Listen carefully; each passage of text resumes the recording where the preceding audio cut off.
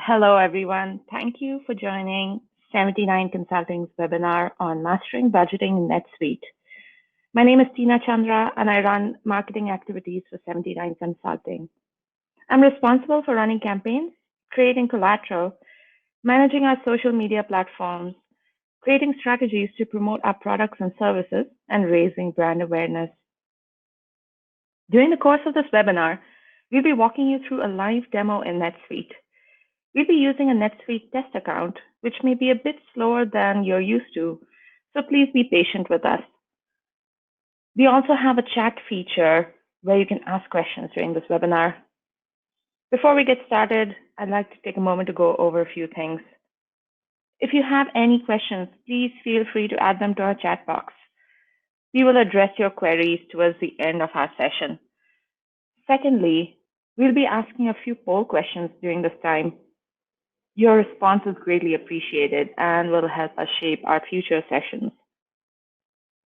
Now that I've introduced myself, allow me to provide you some detail as to who we are and what we do. 79 Consulting is the sister company to Tvarana. 79 Consulting was created as a way to simplify our name to our clients and is in essence Tvarana rebranded. Our company was founded in 2007 as a Salesforce and NetSuite consulting firm. In 2008, we became a NetSuite solution provider. In 2014, we created our first suite app, SkyDoc, our storage solution for NetSuite. We now have over 8 apps on suiteapp.com and provide support, managed services, and integration services for NetSuite and Salesforce clients. Let me now introduce today's speaker, Rebecca Narodog. Rebecca is our NetSuite principal architect. With over 10 years of product experience on NetSuite and more on the business side, she is uniquely qualified to assist our clients with solving their most challenging business processes. Let's give a warm welcome to Rebecca. Hey, Rebecca. Hello, everyone. And welcome again. Today, we will be reviewing budgeting in NetSuite. Did you know that according to a recent survey of 273 companies by Accenture, only 11% are fully satisfied with their planning capabilities, compared with 17% 2 years ago and 20% 10 years ago? That's why today we'll be discussing why you should have a budget, why you should be using NetSuite to budget, and review a few best practices for budgeting. We will take a look at a business case study on utilizing budgets to manage. Finally, we will review some reporting options available in NetSuite. Rebecca, can you help us understand budgets by explaining what it means and why it's important? Definitely, Daisy. First of all, a budget will help you understand your cash flow, where you are spending money, where you are making money, and the relationship between expenses and income. A budget helps you communicate your goals to your team. It will help them see where they can play a part in growing the business, as well as understanding your growth goals and vision. A budget can help you guide your business in the right direction. You can identify expenses that are inflated, products that are undervalued, and where your company is performing efficiently. A budget can also help you achieve your growth goals that you have defined, as well as survive an economic downturn. Budgets are a forward-looking statement that represents where you are driving your business towards. Publicly traded companies often use forward-looking statements when presenting earnings, estimates, and other income data to their shareholders. Small, non-public companies can utilize the same strategy even though they might not share their budgets publicly. In the end, a budget will make you more money. What are some of the reasons behind using the power of NetSuite to budget, Rebecca? Oh, that's a really good one too, Tina. Many businesses that do not budget feel they don't have the time or the experience to create a budget. If you are still budgeting in Excel, then moving your budget creation to NetSuite will allow you to streamline your process and save time. You can use your actual data as a starting point to create a budget with a percentage uplift with just a few clicks. This will save time and ensure that your budget numbers represents reality. Let's take a quick look at a demo in NetSuite And let me jump over there and I'll show you through how to just get started with budgeting in NetSuite. Let me get my screen pulled up here. I have it already, but just the switching piece. I know, right? Okay, can you see my screen there? Yes, that was pretty quick, Rebecca. I'm getting better. So this is our Dilly demo account, and we're just going to run through some features here. So if you are an administrator or if you're logged in using the Classic Center view, you can go to Transactions and then down to Financial. And from here, you can go to Set Up Budgets. So I already have that pulled up, the magic of NetSuite, getting ready before a call here. So I wanted to just run through some of these settings at the top of your budget, because this really is how you control the data and make sure that your budget is working for you. So the first thing, if you're a One World user, you're going to pick the subsidiary you want to create a budget for. You can pick a subsidiary or any level within your structure there. And then we will pick the year that we're building a budget for. And we would assign a budget category. I'll come back to this in detail in just a few minutes. I want to give it a little bit of time. The currency itself is driven by the subsidiary. It is the base currency of the subsidiary. If I had selected a Canadian subsidiary, my currency would be CAD. And then I'm going to skip these two and come back to those. They're a little more in the weeds, so I kind of like to start higher. We're all familiar with NetSuite segments, class, department, and location. So you can build a budget for any one of these or any combination. So if I was doing a big new product implementation, I might choose my class or product line of Class A, and I might select the engineering department. So let's say I want to see how the engineering department is performing within this product line. I want to create a budget specifically to them. I can set that criteria here. And then I could also choose which warehouse I wanted to have a budget for, or location I wanted to have a budget for as well. And again, these are all optional. You can leave them blank and just do a budget at the very high level. And then we can pick what account types we want to create budgets for. So our choices are income and expenses, income alone, expense alone, balance sheet accounts, or all accounts. So what this does is it lets you, again, become very granular in how you create your budgets. So if you want to apply one set of formula to your income budget and a different formula to your expense budget, you can do that. I typically start with all accounts just because I want to see everything. So now if we come back over here to these few that we skipped, client or study, this is project. I just got renamed in here sometime and I didn't catch it. So a client or a project. So if we have a really large client, say a big box store, and we want to build a budget based around that client, the expenses and the income that we have associated with, we can do that. And now we could compare actuals at the same way and see how that line of business is performing with our budget, and the same with an item. So this is probably the lowest level of granularity if I wanted to track for a specific item and how that item is performing against its budget. So then finally, back to budget categories, where item is the bottom, budget category would be the top. So the budget category is really just a tag that lives on your budget. It's for reporting. So by setting a budget category, now I can easily compare various budget types or budget models in my budget to actual report without having to set a bunch of values. So the budget category would do that for me. So you would just select them. If you have all the right permissions, you could add new categories on the fly. So that's the basics for setting up a new category.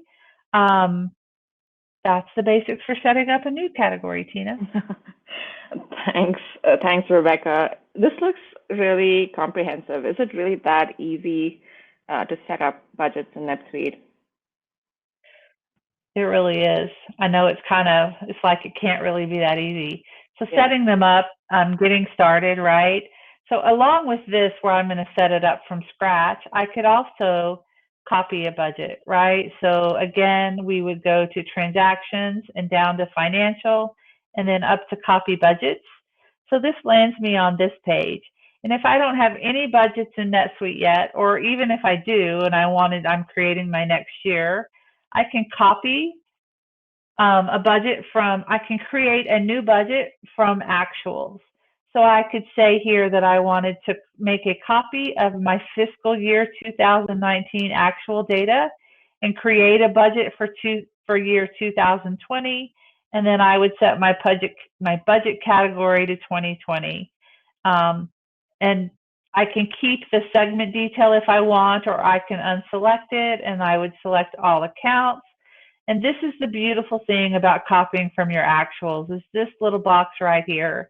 So now I can go in and I can say, what do I want to create my starting budget, so my balanced budget? Do I want to plan for 5% growth or 20% growth? So I can just plug in that uplift number here and click save, and in just a few minutes I will have my first budget in NetSuite. It is truly and honestly that simple. It might be scary, a little intimidating. If you already have some budgets in NetSuite and you wanted to copy from a previous year's budget, so now you could just take a budget. So let's say I had built budgets for 2018 and they were pretty accurate. I want to go back and use that as my starting point. I don't know why I can't pick I don't have a year 18 budget. I have to have a budget for the year.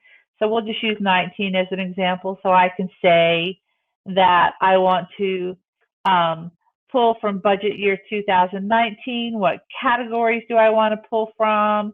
And then I'm going to push it into a 2020 budget. And again, I can give it a category here as well. And I can define my uplift. So now I'm not uplifting from actuals, I'm instead uplifting from a previous budget. So this is a really nice tool too. And again, you just hit save and you'll have a budget created. There's one more, Tina, way that we can get budget data into NetSuite. We can go back to transactions and then financials and then set up budgets and across to import.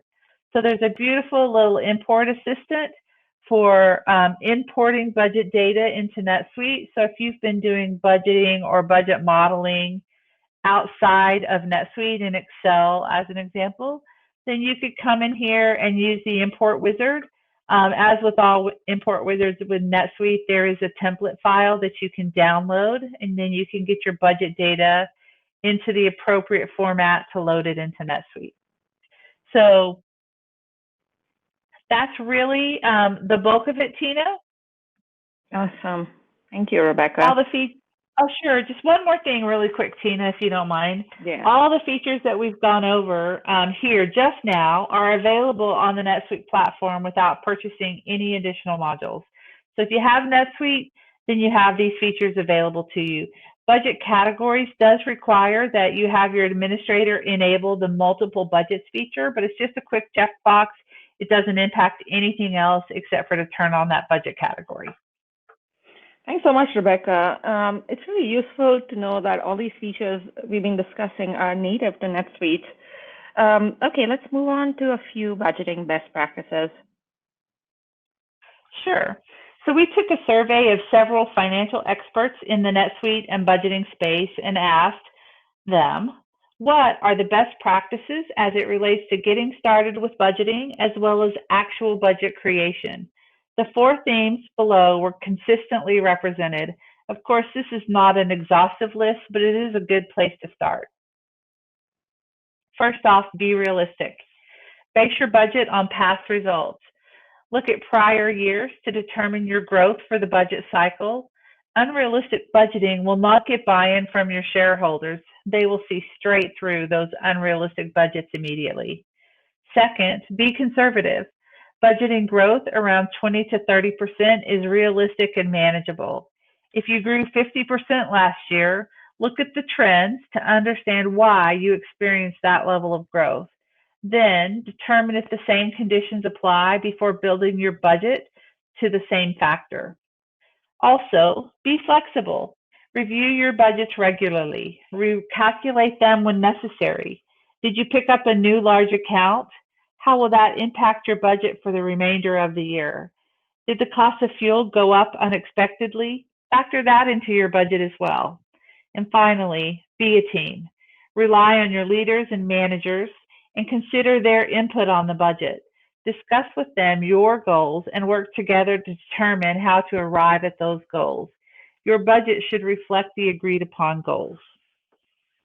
We reached out to a small business owner who's been budgeting for several years to understand how they use budgeting to attain their goals and ensure that they are as close to recession proof as possible. Rebecca, do you mind going over a few of their recommendations? Love to do that for you, Tina. So when this company began developing budgets, they reached out to trusted business advisors to identify the best practices for their industry, size, and structure. They chose the four practices that aligned with their goals. Each budget process and final budget is measured against these practices. So again, we're going to start with multiple budgets. Each year, they develop multiple budgets and evaluate these for growth. They utilize the 20 to 30% growth recommendation as their balanced budget. They also develop a surplus budget that represents the growth they would like to achieve above the balanced budget. And finally, they develop a deficit budget as well. This budget gives them the ability to adjust and adapt for worst case scenarios. So on a quick side note, I'm sure we can all relate to the concept of a deficit or pessimistic budget right now. COVID-19 and the current economic climate has us all looking to that deficit budget. In fact, having this budget in place would ensure that you and your team are making business decisions based on data and not emotions. So back to our case study here. Throughout the year, our company evaluates their actuals to each of the three budget scenarios to determine their performance. Adjustments can be made accordingly. They keep tabs on how they're performing throughout the year to allow them to make wise business decisions as needed. One area to watch is cash flow. Early identification of significant changes in your cash flow allows you to quickly make business adjustments relying on the data from your budgets. If your cash flow is up, then you could institute that surplus budget that allows you to increase your employee profit sharing percentage, or you could invest in that new hire you've been waiting on. The goal, of course, is to make wise business decisions based on data. And finally, they looked at budget directionality. So they modeled their budgets from both a top-down and a bottom-up strategy to determine what best fit their business. For the first few years, they built budgets both ways. Over time, they landed on top-down budgeting, where you start with revenue goals and then let expenses fall into line. Bottom-up budgeting is the opposite, of course. Define expenses and then determine what your revenue needs to be. Rebecca, what kind of reports are available with NetSuite budgeting? This is the fun stuff, the icing on the cake. So after you load your budgets into NetSuite, you can run budget versus actual reports to determine how your business is performing. You can review your data based on the various budget categories you have defined. You can look at the full year, compare quarter to quarter, compare this year to past years. You can even run reports by segment values like department and location. So if you're a OneWorld user, running consolidated budget versus actual reports is simple. You can compare subsidiaries side by side or run for each subsidiary individually. So Tina, let's jump back over into NetSuite again and take a quick look at some out-of-the-box reports that NetSuite offers around budgeting. Sounds good. Perfect. Clicking. Not the best clicker and talker, I have decided. So the reports and the functionality I'm going to show you now is all out of the box NetSuite. I've not done any customization at all. So these are all under reports and then banking budgeting. This is the budget versus actual. So I have this running for January of 2019 to December of 2019. And I just have the whole year with my budget category set, but no filters. I'm looking at a total column. I'm looking at a consolidated budget, and I haven't defined any of my segments or other values to restrict my data that I'm looking at. Just wanted to run, those are all options, of course. Everyone should be familiar with these type of financial reports in NetSuite. So this is my view for the year, and I'm not all the way through the year yet, so it's a partial view. So let's say I want to look at how I performed quarter over quarter. So I would come over here to my column filter, and I would change it to accounting quarter and refresh my screen. And now I'm going to have one set of values for each quarter, 1, 2, 3, and 4. And then I also, my scroll bar is just wonky today. Then I also have my total column over here. So now I have the look of how I'm doing over the year. I can see that fourth quarter, I have no data yet, a little bit, not much. And then I can see my third quarter values, my second quarter values, and of course, my first quarter values. That's a really nice way to look at some data. But let's say that I want to look at my subsidiaries side by side. So I'm trying to evaluate how we're doing as an entire organization, but the independent subsidiaries are important too. So I could just adjust my column setting to subsidiary and refresh. And now I have the same report for a whole year, but by subsidiary. And we can scroll around and up and down and look at all the different data here. And as always with reporting, we have the ability to export it to Excel, create a PDF, or print it directly, email it, all the things. They're all there, even on these budget reports. So let's jump over to our budgetary forward-looking statement, if you will. So this is a budget income statement. This is purely based on your budget, and it just gives you that view of what an income statement would look like according to your budget. So it's just a different way of looking at your budget data, but it's truly that forward-looking statement for your company. So I wanted to jump back over here and show you the very best. We all love graphs and charts. Let me put my column back to total so it's just a little easier to look at. So we do have the ability to create graphs inside based off of our budget reports. I'm sure some of you do this already for other financial reports, but we can do it for budgets as well. We can see a bar graph, a pie chart, or for those of us that are really boring, a line chart. Again, this is a demo account, no judging my line, going the wrong way. We can look at budget amounts. I really like this view. I like the up and down numbers. We can control how many categories we're looking at here. So if I move it to 5 and just get some stretch out data. So this is all really cool functionality in NetSuite. Along with these stock reports, you can build custom reports to meet your specific reporting requirements.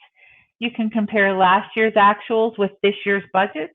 You can create a report for expenses only, compare a quarter from this year to the same quarter from last year.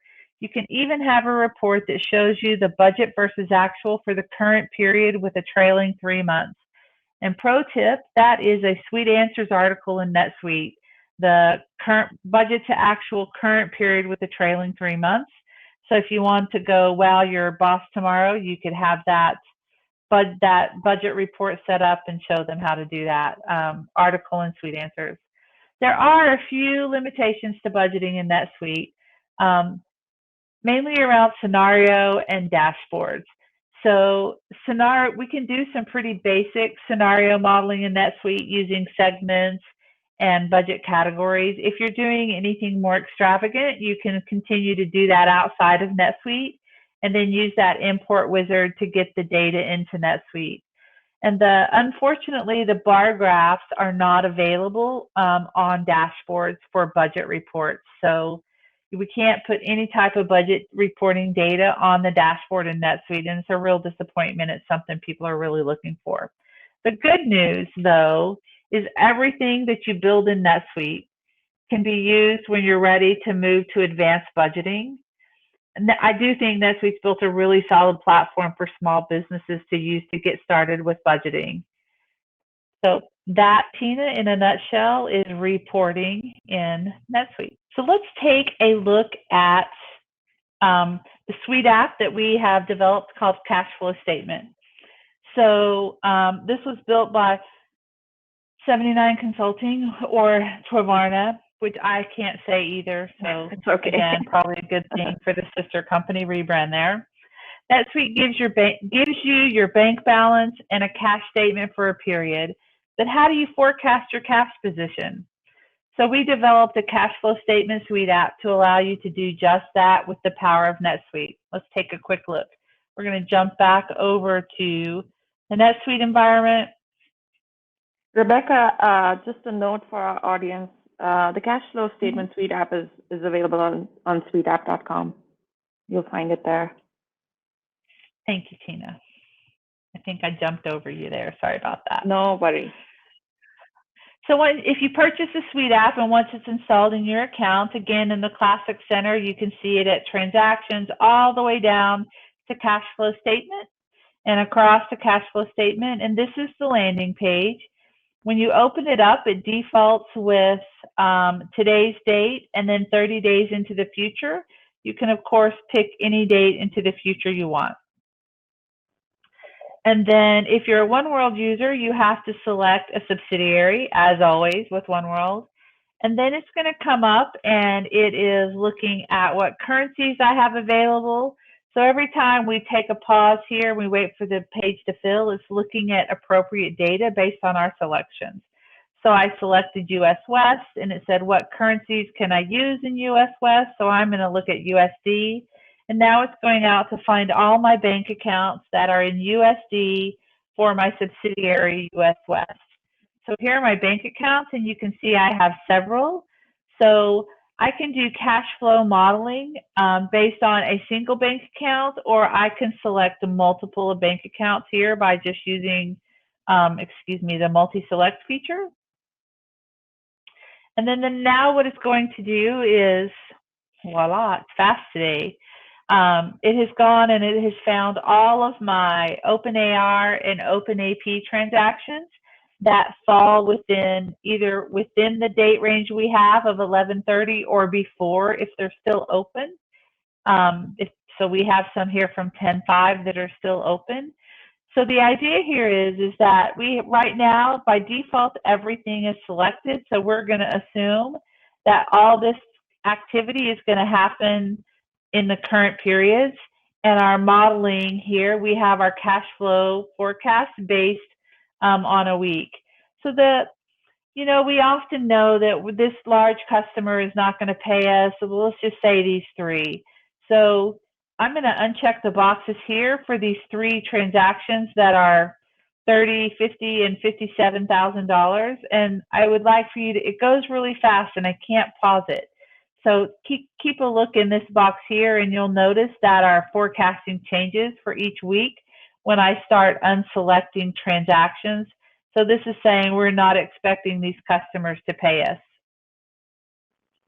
So as we add or remove selected lines, then our cash flow forecast is updated to represent the current state. And so if I go down and do the same thing with a very large vendor bill, then I will see my cash flow estimates go back up because, of course, a little bit, because now I don't have the cash outlay either. I took off some income and I took off some outgoing, and my percentages adjust, or excuse me, my dollars adjust accordingly. So there's a couple of other really cool features that we've built into this. One is, so let's take this large 50,000. I'm going to go to a current period transaction. Oh, 10.5 is current period, dang it. I'm going to go down here a little further down. I've had some trouble today. This is throwing an error for something else in my account. But let's say that I talked to Mr. Alex about his $12,000 outstanding invoice, and it was due on 10/14. And historically, I know that Alex is late paying me, and I want to do accurate forecasting. So maybe I just reach out to him right now. I don't wait for a collector or someone else to do that. I just reach out to Alex. I have a good relationship with him, and I check in with him about when he thinks he might be paying his bill. And he's pretty confident that he can pay it by the end of November. So I'm going to change this due date column to 11/30. So this pop-up screen is letting me know that I'm actually changing a transaction and making sure I want to go ahead. And the idea here is that I could just change that date right away. I don't have to wait and do it later. This is the due date on the transaction, and it will actually update the transaction. And then the final thing that we can do here with our cash flow statement is we can download the data. And with the download into a CSV or Excel file, we could continue to do some additional manipulation of the data to see what our forecast might look like. And Tina, that is our cash app, or excuse me, cash flow statement. Thank you. Thanks, Rebecca. That was really informative. Okay. Thank you, everyone who joined us this afternoon and participated in our webinar. And also be sure to follow us on social media. I don't see any questions in our chat, so I'm going to close this one out. Here's our contact information. Should you have any questions regarding our webinar or any of our services or suite apps, we have team members across the globe to help facilitate your needs. Until our next session, have a good rest of your afternoon. And thank you once again. Thanks, Rebecca. Thanks, Tina. Bye-bye. Bye.